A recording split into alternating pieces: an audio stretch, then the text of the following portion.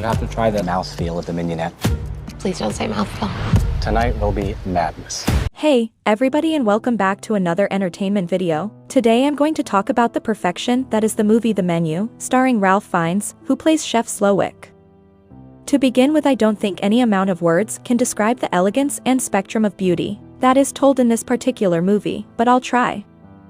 The Menu received high praises from both the audience and the critics, but what is even more surprising than audience and critics agreeing on something is the fact that this movie is not laden down by special effects or violence. The horror comes from the suggestion of something foreboding to come. You won't know till the end.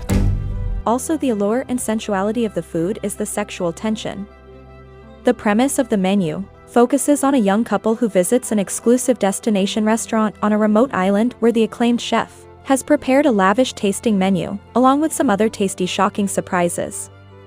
The beginning of the movie, it comes off ambiguous. You're not quite sure where to put your eyes. You don't know for certain of who is the villain. As the audience, we don't know exactly what is going on. And it is that exact void of uncertainty that makes this picture so great, as it slowly reveals not all is what it seems.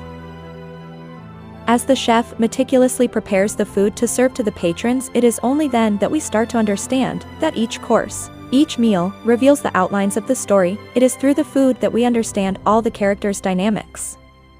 The Menu has a way of taking the complexities of food and making it relevant to the complexities of life. The movie's palpable tension comes from the most unlikely sources, like the background noise of the chef's militaristic apprentices cooking, the pots, the noise of the flames, the sizzling of the food, and the abrupt, sudden, violent clap of the chef. Good evening. Good evening. That breaks the ambient silence. It's the uneasiness of the mundane cooking that makes this picture so enjoyable. The horror elements in the picture comes from the subtle metamorphosis, that transition between what is perceived elegance into something that is factually horrifyingly ugly and grossly malformed, and nothing illustrated this more than the Patreons themselves. In the beginning, when we are introduced to them, we're introduced to them by their opulence, their power, their entitlement, their exclusivity, and most of all their conceitedness.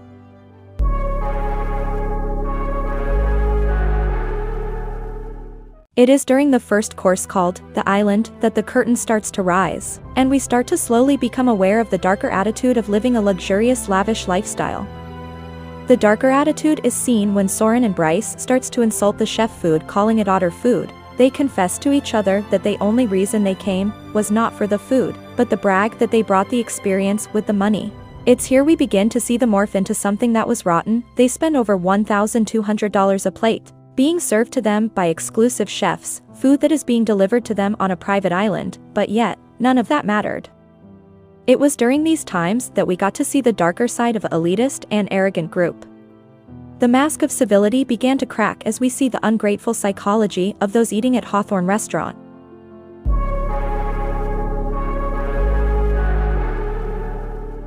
It was during the second course, called the breadless bread plate, that Dave, Soren, Bryce, the tech guys, unveiled their true selves, pulling out their entitlement card because they wanted a certain type of food at this exclusive restaurant, stating that they didn't want to pull this card, but you know who we are, right? It was during this course that we saw how unbelievably finicky they were. Both Lillian and Ted also complain about the emulsion looking slightly split. But it was Elsa who set the tone for everyone in that restaurant, when she quietly whispers in Bryce's ear, telling him, "You will eat less than you desire and more than you deserve." Elsa is a unique but powerful character. She seemed to represent the authority figure that does not bend to the spoiled child temper tantrum, the guardian that sets boundaries that should not be crossed. Elsa is the parental guidance that says no. You shall not pass! This is seen throughout the movie, denying them what they want or think they deserve. The powerful statement Elsa made was not random, but suggests that they were as a group consuming all that they desired. But this consumption wasn't a right, and it wasn't something that they deserved. This was a perfect way she showed control over them, by removing their belief that they were unrestricted in what they can consume.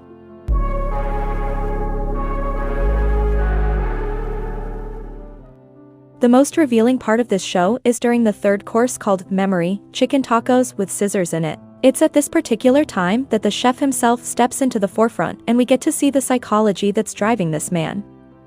It's here we learn the horrifying backstory that his father was so violent that he tried to strangle his mother with a cord. We also learn that his mother is an alcoholic, as we see her in a drunken stupor during the entire film. It seems like cooking is of paramount importance to the chef because it allows him an escape from the nightmarish lifestyle he lived as a child, a way he could feel alive. So he committed his entire soul and being to it, becoming an expert at his craft. The problem was he became so proficient at cooking, and at such a high level, that now the only people he can cater to is those of the elite status, which he soon realized was like catering to a beast with an insatiable appetite. It will always demand more, and never be satisfied. His high skills are used to please customers, who will never appreciate it, or care. That's why he gives them small portions during the meal, showing that they will always be hungry for more. His ultimate success was now what was destroying him. The joy he had for cooking was no more. He saw the people he served only as takers.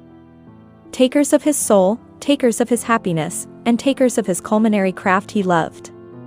During the third course, we start to see the evil side of the patrons.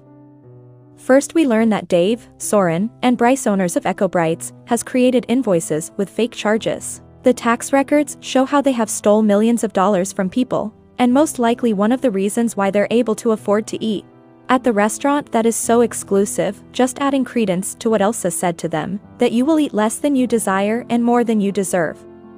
The movie's shocking moments are in the way it exposes the depravity of certain group members. One of those shocking depraved individuals is Tyler, the other one is Richard, but we'll address his disturbing hobbies later on. But when it comes to Tyler, he is truly a dark soul. It is during the third course that we start to see Tyler's psychopathic nature. Tyler went from telling Margot she is the coolest girl here to telling her to shut up and eat, child. You see, Tyler goes from 0 to 60 real quick. But it is when Tyler reveals how he really felt about Margot all along that is jaw-dropping. So you brought Margot? Mm-hmm. Why? It's just because you don't offer seating for one. So you hired her knowing she'd die? Yes.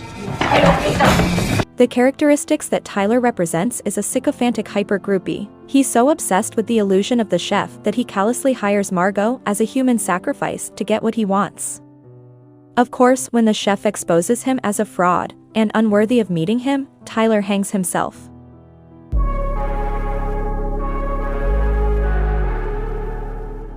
Next, during the fourth course called The Mess, that we see how psychologically damaged the chef is, from a lifetime of trying to please a crowd that was unpleasable. We also see those who served with him. They are just as mentally damaged. They are cult loyalists who would do anything for the chef, even die for him.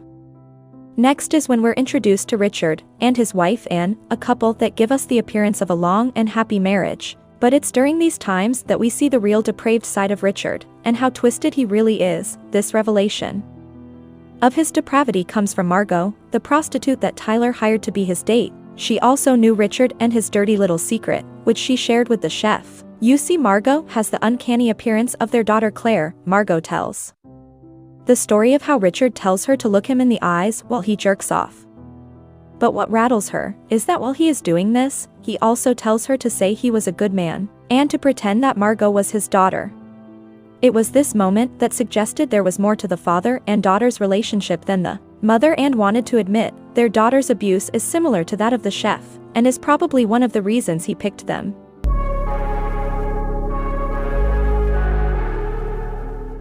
Next, man's folly.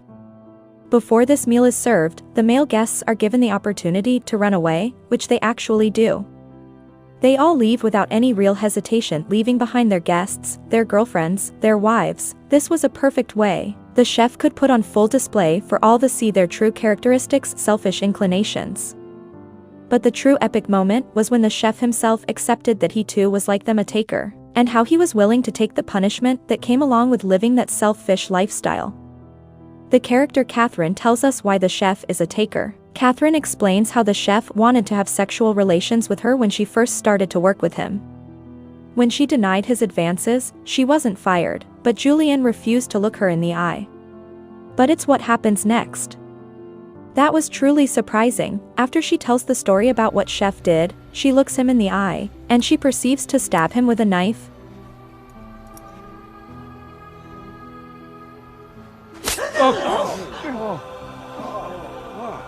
The chef, unsurprised by this action, seems to welcome the blade, and the trauma that came with it.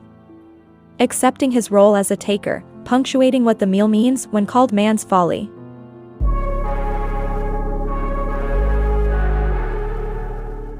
Next is Margot, and the cheeseburger. Margot stands out the most, because of what she represents. She represents the normal, the reality they all want to deny. She represents the unsung workers, the mothers, the servers, the 9-to-5ers. Who are you? I am Margot. Why do you care? I have to know if you're with us or with them. Margot doesn't think the way they do, and because of that, she's not entrapped by the way they think. This is reiterated by the chef saying to her when he first saw her, that she doesn't belong there. That may have sounded like an insult to her, but in truth it was a compliment, because it was later stated that he considered the elitist customers he served as takers.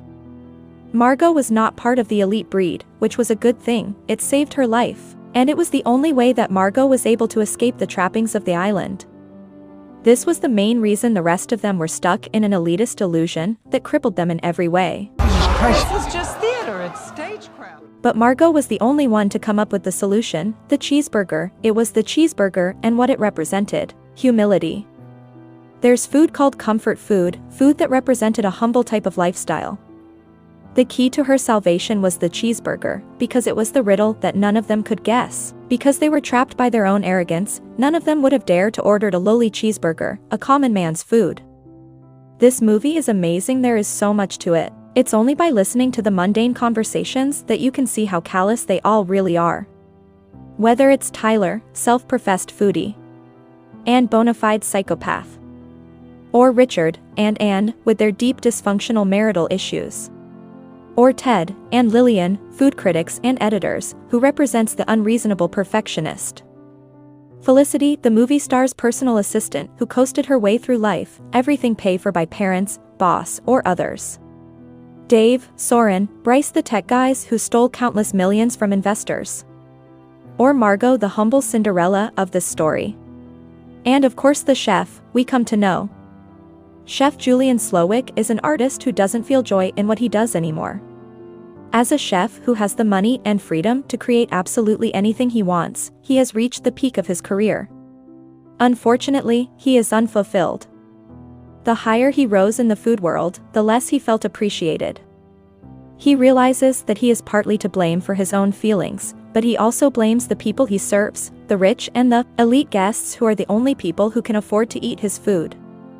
As this journey ends and Margot escapes on a boat, it's that small moment when she sits down on the deck, her silhouette outlined in the glow from the fire of the compound now burning. She takes out her cheeseburger and eats it. She ponders as she looks at the destruction. It's that moment that emphasizes the appearance of wealth, power, and prestige, should not be acquainted with the reality of the finer qualities of goodness and all its beautiful virtues.